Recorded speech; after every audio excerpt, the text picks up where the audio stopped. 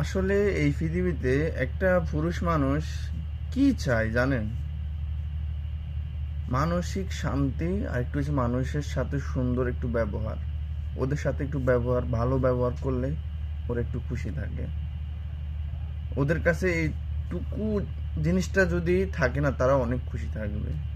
কিন্তু এই জিনিসগুলো যদি দিন শেষে যদি তারা ফ্যামিলির কাছে প্রেশার পায়, তারপর হচ্ছে ফ্যামিলির কাছ থেকে কথা শুনে, তাদের কেমনটা লাগে বলেন তো? পৃথিবীর সবচেয়ে কষ্টের জিনিস হচ্ছে পুরুষ মানুষ। আমি মনে করি পুরুষ মানুষ হাজার কষ্ট করার পরেও তারা ফ্যামিলির কাছে গেলে তখন কতটা অবহেলাতে হয়, অবহেলা, তারপরে সে নির্লজ্জ হইতে হয়, নিজের মাথা নিচু করতে হয়, কথা শুনতে হয়, তারপরেও তারা হাসি মুখে থাকে। তো একটা কথা কি, পুরুষ মানুষকে বোঝার মতন ক্ষমতা এই পৃথিবীতে কেউর হয় নাই। তারা আজও কষ্ট করছে, সারাটা জীবনে কষ্ট করবে। কার জন্য? ফ্যামিলির জন্য, ফ্যামিলির মুখে হাসি ফোটাবার জন্য।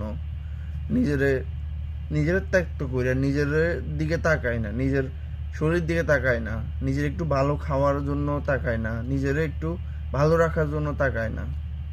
সে কার জন্য করে? ফ্যামিলির জন্য করে। ফ্যামিলি একটু খুশি থাকবে, নিজের ওয়াইফ একটু খুশি থাকবে, নিজের ছেলে মেয়ে সন্তান সবাই একটু খুশি থাকবে।